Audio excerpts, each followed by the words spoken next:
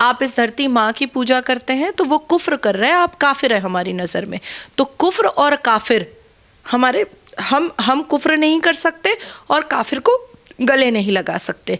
ये हमारा अल कुरान इस बात की वजाहत करता है। भाई कुफ्र तो शराब पीना भी है, पर मुसलमान तो पीते हैं।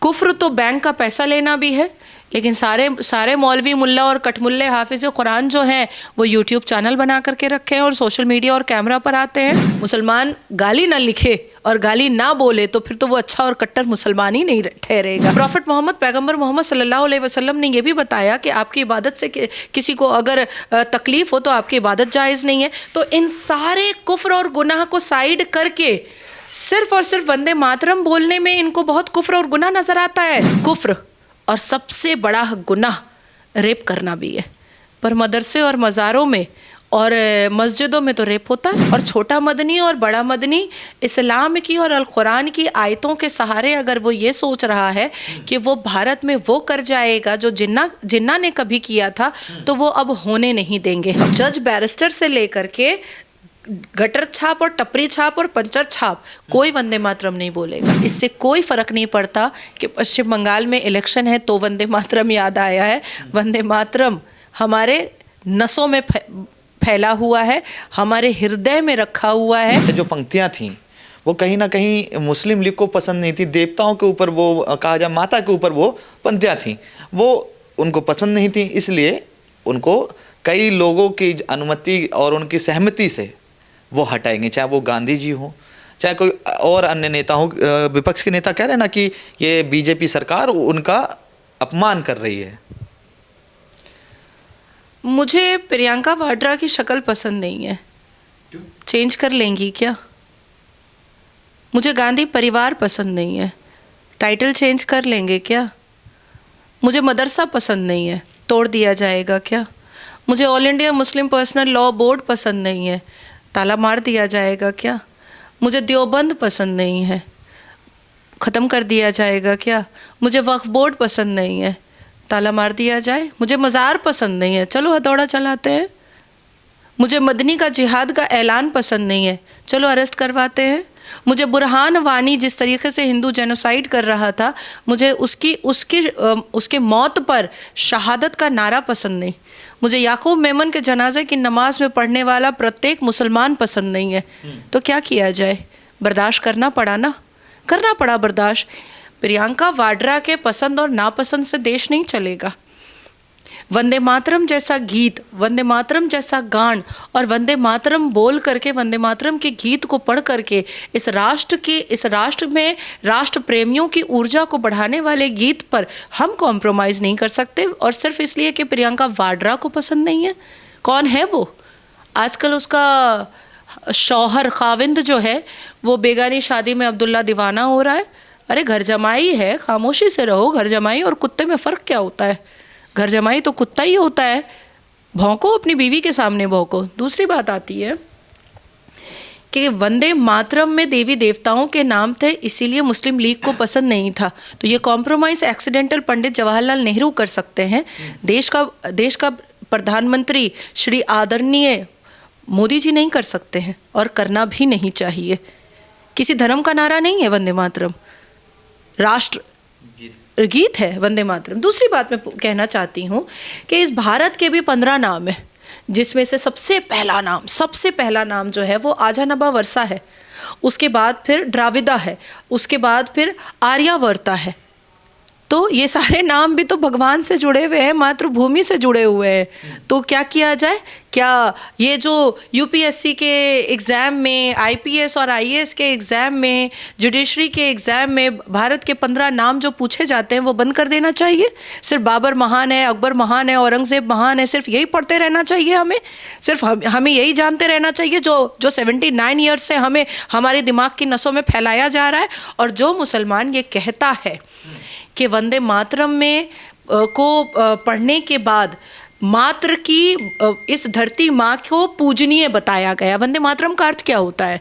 इस मातृभूमि को पूजनीय बताया गया है, और मुसलमान किसी चीज़ की पूजा नहीं कर सकता है, वो कुफ्र हो जाता है। मुसलमान हमारे तिरंगे झंडे के सामने शीश नहीं झुकाता है, क्योंकि सजदा सिर्फ अल्लाह पर जायज़ है। तो मैं पूछना चाहती हूँ इस देश के मुसलमानों से कि भाई कुफ्र तो शराब पीना भी है, पर मुसलमान तो पीते हैं। कुफ्र तो बैंक का पैसा लेना भी है, लेकिन सारे मौलवी मुल्ला और कटमुल्ले हाफिज़ कुरान जो हैं वो यूट्यूब चैनल बना करके रखे हैं और सोशल मीडिया और कैमरा पर आते हैं, लोन भी लेते हैं। कुफ्र जो है वो गाली देना भी है। सोशल मीडिया मेरा ही देख लीजिए, पूरे देश का तो छोड़ ही दीजिए, मेरा ही देख लीजिए। मुसलमान गाली ना लिखे और गाली ना बोले तो फिर तो वो अच्छा और कट्टर मुसलमान ही नहीं ठहरेगा। कुफ्र तो झूठ बोलना भी है। असदुद्दीन अवैसी खुद रज़ाकारी और ना जाने कितना झूठ बोल चुका है।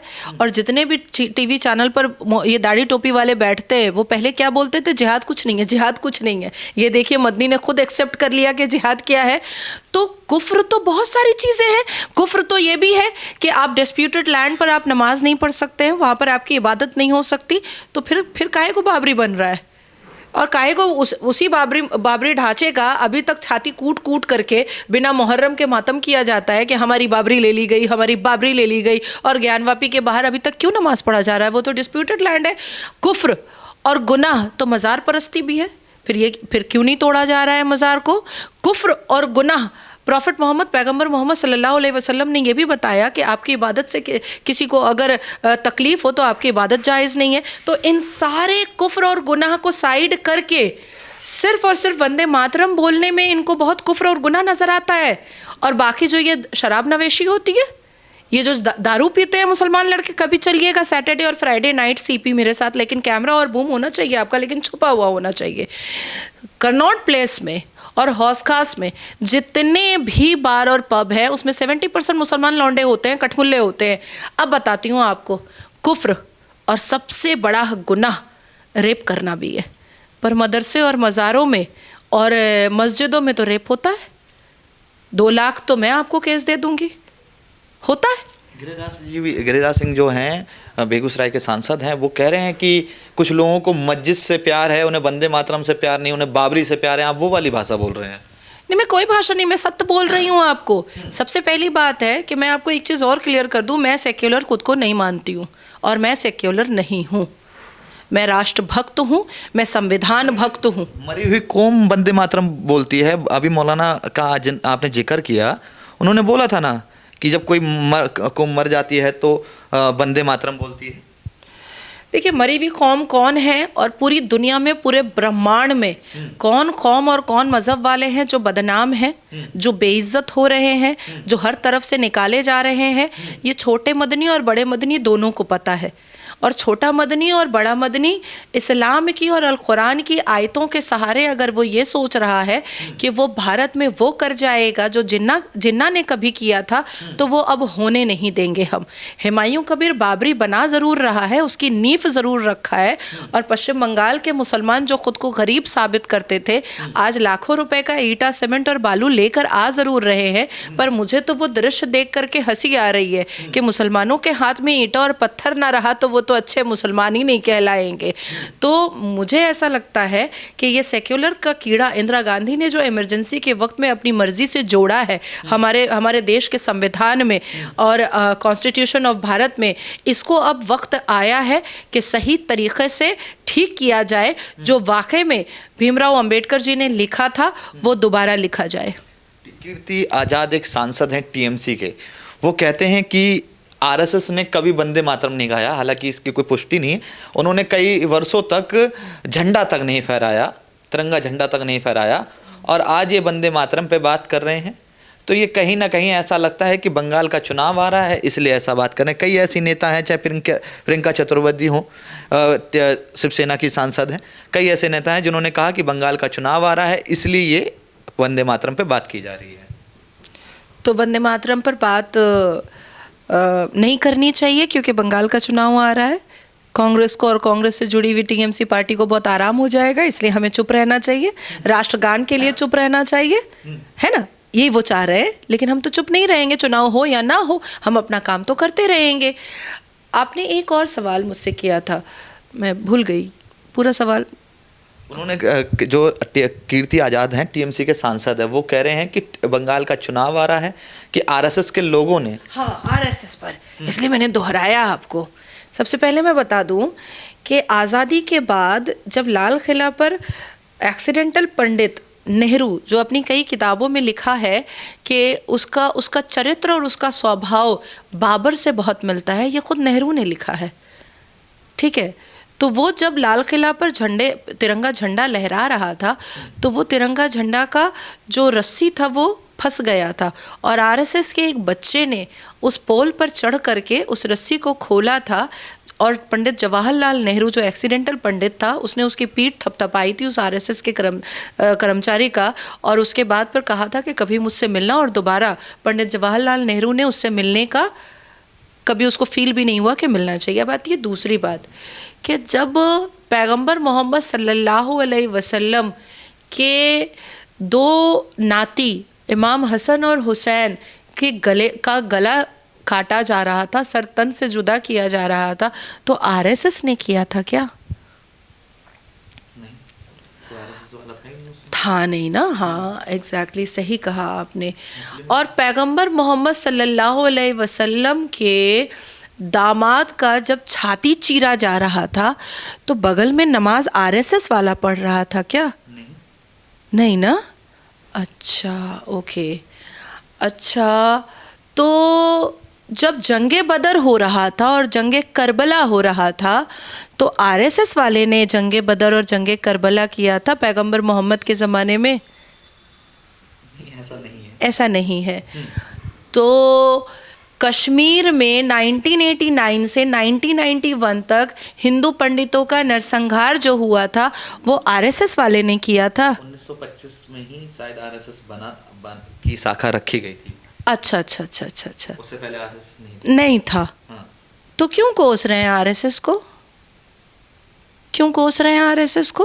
और शायद याद नहीं है कांग्रेस और कांग्रेस से जुड़ी हुई पाखंडी पार्टियों को और नमाजवादी पार्टियों को और मुसलमानों का लात खाने वाली पार्टियों को कि आरएसएस की शाखाओं में जब कोई भी आयोजन या कार्यक्रम स्टार्ट होता है तो सबसे पहले वंदे मातरम का गान पढ़ा जाता है। मैंने एक नहीं कम से कम 1 लाख आयोजन अटेंड किया है और मुस्लिम राष्ट्र मंच का किया है, और वहाँ पर शुरुआत ही आयोजन की होती है वंदे मातरम के गान से, और सबको खड़े होकर के वंदे मातरम गान गाना पड़ता है। आप मुझे ये बताएंगे कि जैसे कि आप बता रहे हैं कि आरएसएस की कई बार शाखाओं में गए हैं, वंदे मातरम होता है, कई और भी जो पूजा होती हैं वो भी कराई जाती हैं। ये बताइए कि अभी आप मदरसे में गए हैं तो वहाँ पर ऐसा कुछ होता हो कि वंदे मातरम या राष्ट्रीय गान गाते हो? नहीं, मैं फिर से आपको कह रही हूँ कि हमारा इस्लाम इस बात की वजाहत करता है, हमारा अल कुरान इस बात की वजाहत करता है कि कोई भी चीज़ पूजनीय अगर हो जाती है, पूजनीय अगर हो जाती है तो वो कुफ्र हो जाता है। अब जैसे आपका नाम पूरा क्या है? रॉबिन श्रीवास्तव। अब आप पूजा करते हैं, आराधना करते हैं तो आप काफिर हैं हमारी नज़र में। आप इस धरती माँ की पूजा करते हैं तो वो कुफ्र कर रहे हैं, आप काफिर हैं हमारी नज़र में। तो कुफ्र और काफिर हमारे हम कुफ्र नहीं कर सकते और काफिर को गले नहीं लगा सकते। ये हमारा अल कुरान इस बात की वजाहत करता है। तो इसलिए वंदे मातरम का जो अर्थ निकलता है वो मातृभूमि को पूजनीय निकलता है, और आरएसएस की शाखाओं में भारत माता की ही पूजा होती है।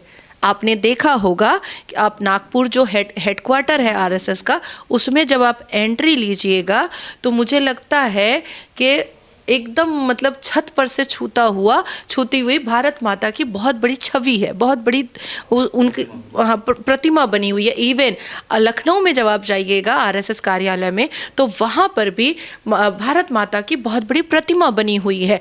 तो वंदे मातरम भारत माता की प्रतिमा के सामने दीप जला करके हर रोज़ वहाँ गाया जाता है। मदरसे में मैं ऐसा मानती हूँ कि राज्य सरकार को और केंद्र की सरकार को एक ऐसा नोट नोटिस इशू करना चाहिए और प्रत्येक भारत के मदरसों में सीसीटीवी कैमरा लगाना चाहिए, जिस कैमरे का इनिशिएट जो है वो साइबर सेल हर एक मोहल्ले और एरिया में करे कि मदरसे में जैसे ही क्लास शुरू हो उससे पहले वंदे मातरम का गीत जो है वो बच्चों को पढ़वाना चाहिए। वो जो यहाँ के मुसलमान है वो वंदे मातरम बोल लेंगे, जो जिनको नहीं बोलना था वो पाकिस्तान जा चुके हैं, वो पढ़ लेंगे वंदे मातरम।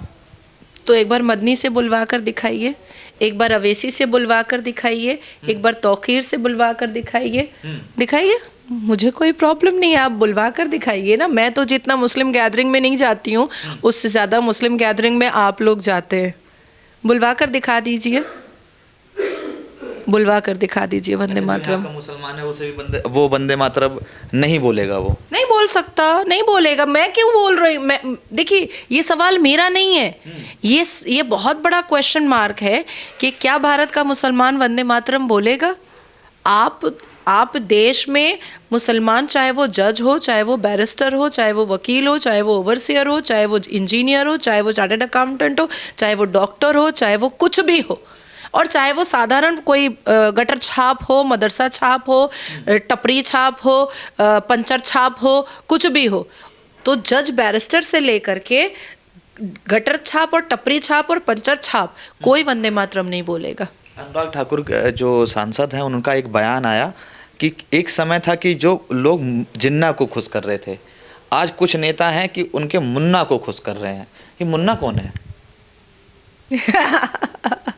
देखिए कौन कौन मुन्ना है, कौन कौन पप्पू है, कौन कौन खातून है, तो ये तो वक्त आते आते धीरे धीरे पता चलेगा। कुछ ऐसी खातूनें हैं जो सीधा नारा देती हैं पश्चिम बंगाल में कि जो गाय दूध देती है उसका लात खाना पड़ता है। कुछ ऐसे पप्पू हैं जो भारत जोड़ो यात्रा करते हैं। कुछ ऐसे मुन्ना हैं जो नमाजवादी पार्टी बना चुके हैं। तो बहुत सारे ऐसे लोग हैं। आपने अखिलेश यादव का नाम लिया। नहीं, मैंने तो नाम ही नहीं लिया। हाँ। मैं तो नाम ही नहीं लिया है किसी का। आप जबरदस्त गाने से अच्छा है कि उसको निभाना चाहिए। उन्होंने निभाया। हाँ। उनके पिताजी ने शायद निभाया होगा, अब्बा जान ने। राम मंदिर के पक्ष में जो संत वहां पर प्रदर्शन कर रहे थे, अपना पर्सनल हेलीकॉप्टर दे करके संतों की छातियों पर गोली दाग करके हिंदुत्व होने का फर्ज निभाया होगा अखिलेश यादव ने, इसलिए शायद बोल रहे हैं। कह रहे हैं कि वंदे मातरम एक ऐसा गीत है जिसने लोगों को जोड़ा, अंग्रेजों के खिलाफ आंदोलन किया, उन्होंने जोड़ने का काम किया उस गीत ने। और ये आज के जो नेता हैं, जो आज के आरएसएस वाले हैं, भाजपाई हैं, ये देश को तोड़ने का काम करते हैं, लोगों को बांटने का काम करते हैं, हिंदू मुसलमान करते हैं। नहीं, मैं अखिलेश यादव जी से बहुत सम्मान करती हूँ। मैं उनका, मेरे चचा के उम्र के हैं, तो मैं उनसे पूछना चाहती हूँ कि वंदे मातरम अंग्रेज़ों से मुक्ति लेने के लिए एक ऊर्जा का नारा दिया गया और उस पर एक गान लिखा गया, एक गीत लिखी गई, तो क्या उसी वक्त उसको भूल जाना चाहिए? अंग्रेज़ चला गया और वंदे मातरम को भी चले जाना चाहिए, उसको रखना नहीं चाहिए। तब तो बाबर चला गया, बाबर का कब्रिस्तान क्यों है? औरंगज़ेब चला गया और औरंगज़ेब का कब्रिस्तान क्यों है? तो अब बाबरी क्यों बन रही है? बाबर तो चला गया। जिन्ना चला गया तो मुसलमान क्यों है यहाँ पर? मस्जिदें क्यों हैं यहाँ पर? मदरसा क्यों है यहाँ पर? इमाम बाड़े क्यों हैं यहाँ पर? मकबरे क्यों हैं यहाँ पर? मज़ारे क्यों हैं यहाँ पर? मुस्लिम पर्सनल लॉ बोर्ड क्यों है यहाँ पर? जिन्ना तो चला गया, तो जिन्ना क्या छोड़ा हुआ जोंक और कीड़ा क्यों है यहाँ पर? क्यों है? क्या यहाँ का मुसलमान जिन्ना की विचार वाला है? क्योंकि कहा जाता है कि भारत का मुसलमान 80% जो मुसलमान है वो जिन्ना की विचारधारा को आगे लेकर के चल रहा है। और ये एक बहुत बड़ी साजिश थी जिसमें शायद नेहरू मिला हुआ था। जब इस्लाम के नाम पर और मज़हब के नाम पर बंटवारा हो चुका था, तो फिर यहाँ पर मुसलमानों को रखा ही क्यों गया?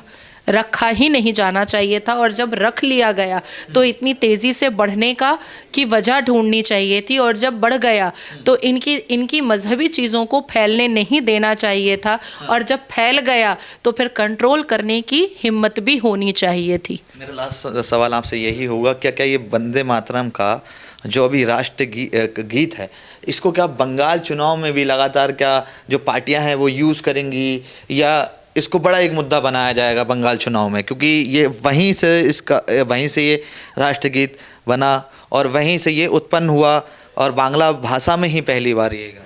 तो रविंद्रनाथ टैगोर जी ने ज़रूर बंगाल का सीएम बनने के लिए वंदे मातरम गीत लिखा होगा, क्योंकि सवाल तो आपका ऐसा ही आ रहा है कि बंगाल चुनाव में वंदे मातरम। मैं ये नहीं कह रहा, टीएमसी के नेता कह रहे हैं, कांग्रेस के नेता, प्रियंका गांधी खुद कह रही हैं ये बात, और अखिलेश यादव कह रहे हैं, तमाम ऐसे नेता हैं जो कह रहे हैं। प्रियंका गांधी है या प्रियंका वाड्रा है, पहले ये बताइए तो। प्रियंका गांधी वाड्रा। तो फिर मेरा नाम आप क्यों आधा अधूरा लेते हैं? फिर सोनिया एंटोनियो गांधी बोला कीजिए, उनको भी बोला कीजिए ठीक से। उनको डिम्पल यादव क्यों बोलते हैं, उनके भी अब्बा का नाम लिया कीजिए फिर साथ में। सिर्फ अखिलेश का टाइटल ले लेते हैं। तेजस्वी यादव की जो बीवी है, तेजस्वी यादव की, वो क्रिश्चियन है, तो उसका भी नाम पूरा लिया कीजिए। गांधी तो अपने बच्चों का नाम भी गांधी लगा रही हैं पीछे। नहीं, क्योंकि वो चूरन है ना, वो तो लेमन चूस है, गांधी लगेगा नहीं तो इज्जत मिलेगी कैसे? इंसान मजबूर कैसे, जनता मजबूर कैसे होगी इज्जत देने के लिए? इसीलिए यही वजह है। अब आपके सवाल का जवाब मैं दे देती हूँ कि देखिए, वंदे मातरम ये देश आज़ाद हुआ तब भी था और आज भी है। भले ही बहुत सारे नेता किसी एक मज़हब वाले को खुश करने के लिए, किसी एक मज़हब वाले के किससे दोस्ताना निभाने के लिए वंदे मातरम के महत्व को ख़त्म करने और वंदे मातरम की ऊर्जा को वैनिश करने की साजिशें रचे होंगे, लेकिन भारतीय जनता पार्टी और इस देश में जितने भी राष्ट्रभक्त और राष्ट्र प्रेमी हैं, जो अपनी मातृभूमि को अपनी माँ से भी ज़्यादा इज्जत और सम्मान देते हैं, ना वो कभी भूले हैं वंदे मातरम गान, ना वो कभी भूलेंगे। पश्चिम बंगाल आइएगा, इलेक्शन हो या ना हो, कोई भी मीटिंग जब स्टार्ट होती है और ख़त्म होती है तो वो वंदे मातरम से उसकी शुरुआत होती है और ख़त्म भी वंदे मातरम पर ही होता है। इससे कोई फ़र्क नहीं पड़ता कि पश्चिम बंगाल में इलेक्शन है तो वंदे मातरम याद आया है। वंदे मातरम हमारे नसों में फैला हुआ है, हमारे हृदय में रखा हुआ है, हमारे दिमाग के हर एक कोने में वंदे मातरम है। और यही वजह है कि हम राष्ट्र प्रेमी और राष्ट्रभक्त पहले हैं और पॉलिटिकल नेता हम बहुत बाद में आते हैं। ठीक है, बहुत बहुत धन्यवाद। ये नाजिया इलाही खान थी जिन्होंने वंदे मातरम पर अपनी राय रखी और अपने तरीके से सभी नेताओं को अपने तरीके से जवाब दिया। हालांकि आप तमाम लोगों की क्या राय कमेंट बॉक्स में ज़रूर बताइएगा। जय हिंद, जय भारत।